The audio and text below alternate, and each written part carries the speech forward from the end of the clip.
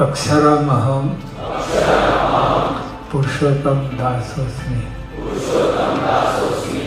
अक्षर एवो हूँ, पुरुषोत्तमनो दास छूं। अक्षरमहं पुरुषोत्तम दासोस्मि।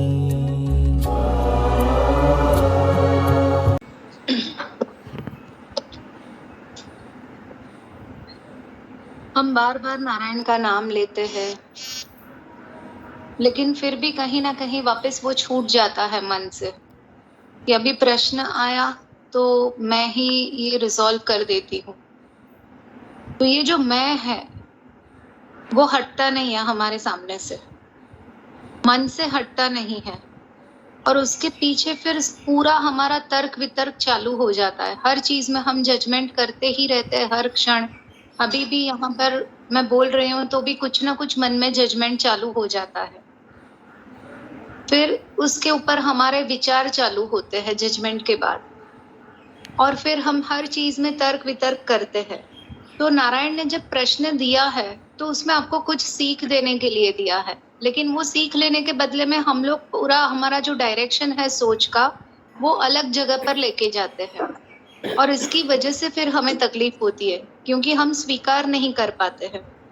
तो एक समय में क्या होता है कि एक मोची काम करता है और वो बहुत ईमानदारी से काम करता रहता है पूरा दिन। अपना जो भी जूते का सिलाई का काम है वो अपने से अच्छे से जितना होता है करता है, और हर काम में हर क्षण वो नारायण का नाम लेता रहता है।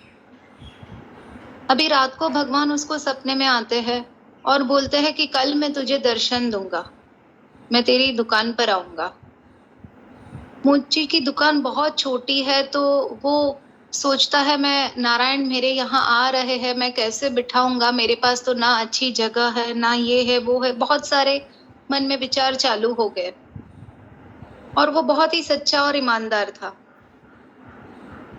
तो भगवान जब उसको मिलने के लिए आते हैं, लेकिन क्या होता है दूसरे दिन वो सुबह से अपने पास पैसा नहीं था, जितना भी पैसा बचा था उसमें से वो 4 पीस मिठाई लेके आता है कि नारायण साक्षात आ रहे हैं तो आज तो भोग लगाना पड़ेगा और चाय भी पिलानी पड़ेगी। तो वो उतने पैसे जितने थे उसमें से वही एकदम जबरदस्ती खींच खींच के वो व्यवस्था कर पाता है चाय की और वो 4 मिठाई की, और इतना खुश होके खुद साफ सफाई होके दुकान को साफ कर देता है कि आज तो नारायण आने वाले हैं। अभी कुछ समय होता है सुबह में और अचानक जोर से बारिश हो जाती है और एक बूढ़ी महिला वहां से जाती है और वो कुछ क्षण के लिए वहां पर रुकने के लिए बोलती है। तो ये उनको जगह देते हैं कि बेचारी गीली है तो जगह तो देनी पड़ेगी, मैंने सफाई की है लेकिन इस वक्त इसको जरूरत है, और वो व्यक्ति ईमानदार और दयालु था तो वो बैठने दे रहा है। समय लंबा चला गया तो बोलती है मुझे भूख लगी, आपके पास कुछ खाना है तो मुझे दो। अभी खाना तो कुछ है नहीं क्योंकि आज तो खुद का भी टिफिन की व्यवस्था नहीं हुई थी घर से लाने में, क्योंकि उतनी आमदनी की व्यवस्था ही नहीं थी, थोड़ा सा था उसमें नारायण की व्यवस्था की थी। तो ठीक है, नारायण के लिए जो प्रसाद लाया हूँ उसमें से मैं 1 पीस इनको दे देता हूँ, फिर भी मेरे पास 3 पीस बचे हैं तो मैं इनको दे देता हूँ। वो जो लेडी है वो तृप्त होती है और आशीर्वाद देके थोड़ी समय के बाद वहां से चली जाती है। कुछ समय बाद वापस एक बूढ़ा आदमी आता है जो चल भी नहीं सकता है, गिरता है, वापस खड़ा रहता है। इस अवस्था में शरीर में लकड़ी के सहारे से वो चलता रहता है। वो आता है और वो कुछ मांगता है कि मुझे, मैं सुबह से भूखा हूँ, आप मुझे कुछ खाना दो।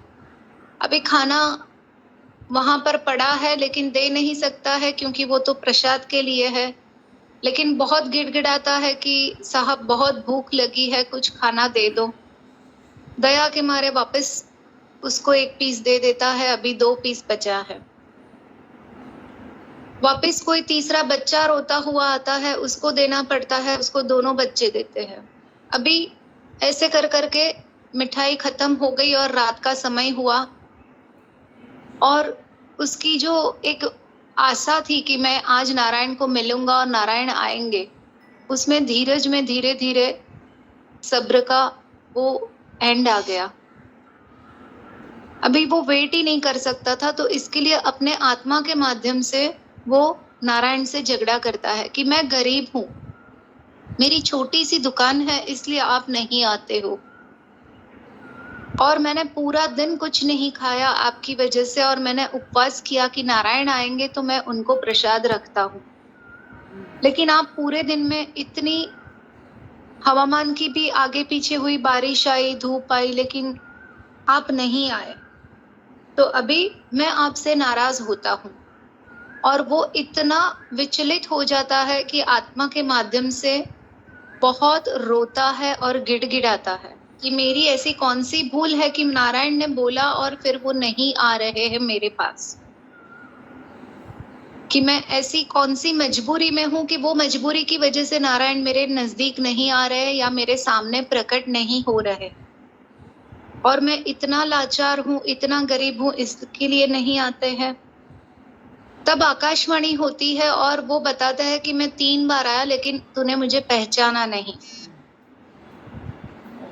तो ऐसे ही हमारे जीवन में भी होता है कि सामने रहते ही है नारायण कोई ना कोई रूप में, लेकिन हम उस वक्त किस प्रकार से सोचते हैं कि व्यक्ति ने मेरे साथ संबंध कैसा किया, हमारे परिवार में, हमारे नेबर में, क्योंकि हर आत्मा के अंदर परमात्मा बैठा हुआ है, तो कहीं ना कहीं कोई ना कोई रूप से हमें वो आंसर दे ही रहे हैं, कुछ सीखने का बोल ही रहे, लेकिन हमारा ध्यान वहां पर नहीं जाता है।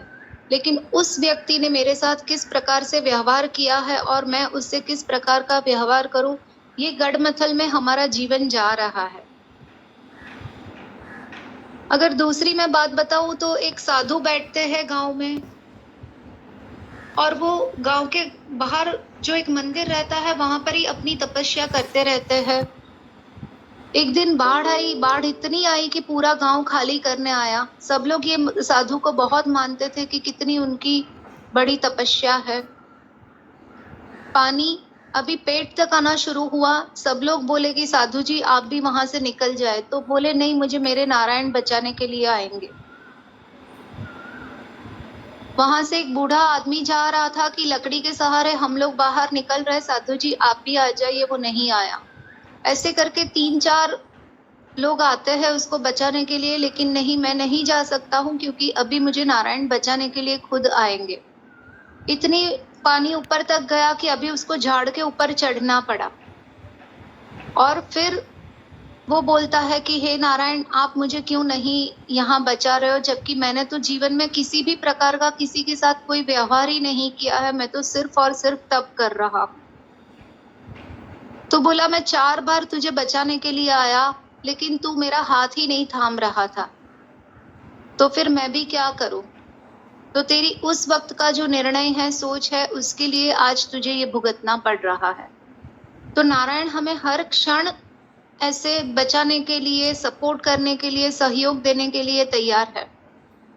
हम धर्म के माध्यम से कितने विरुद्ध जा रहे हैं, कहीं ना कहीं कभी कभी हमें पता भी नहीं रहता है कि हम किस प्रकार के कर्म कर लेते हैं। फिर भी नारायण हमें हर क्षण माफ करते रहते हैं और वापस हमारे हर क्षण में वो सहाय करने के लिए तत्पर रहते हैं और आ ही जाते हैं। आप कोई भी इंसिडेंस अपने जीवन का यहाँ बैठे बैठे ले सकते हो कि हर क्षण आपको नारायण ने सहयोग दिया है। आपने कितने भी बुरे कर्म किए हैं, कितना भी बुरा व्यवहार नारायण के साथ या लोगों के साथ किया हुआ है, लेकिन फिर भी वो बचाने के लिए, सहयोग देने के लिए हमारे साथ आ ही जाते हैं। लेकिन हमारे मन में वो तर्क और वितर्क जो रहता है कि ऐसा क्यों, वो मेरे साथ ऐसा क्यों करे, या नारायण मेरे सामने आए, या उनको ऐसा बदला मिलेगा ही क्योंकि उन्होंने लोगों के साथ ऐसा किया है, ये सब सोच में से हमें बाहर आना है।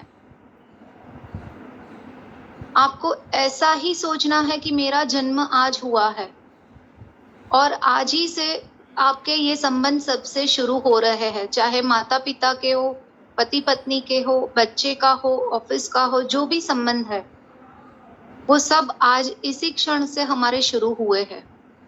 फिर आप देखो कितना आपको हल्का महसूस होगा और कितना खुद के अंदर फर्क दिखेगा और एक परिवर्तन आ जाएगा। और ये परिवर्तन जीवन में आपका दिखेगा, आपके हर जगह पर दिखेगा। तो ये सब चीजें हमें बहुत ध्यान में रखनी है। छोटी-छोटी है लेकिन बहुत बड़ी चीजें है। तो सबसे पहले यहाँ जुड़ने से हमें ये नक्की करना है खुद के साथ कि हमें धीरे-धीरे अपना तर्क-वितर्क जो इतना जजमेंट का हमारा स्वभाव है, विचार है, वो धीरे-धीरे कम करना है। और फिर हमें उस पे नहीं करना है, ऐसे निर्णय लेना है।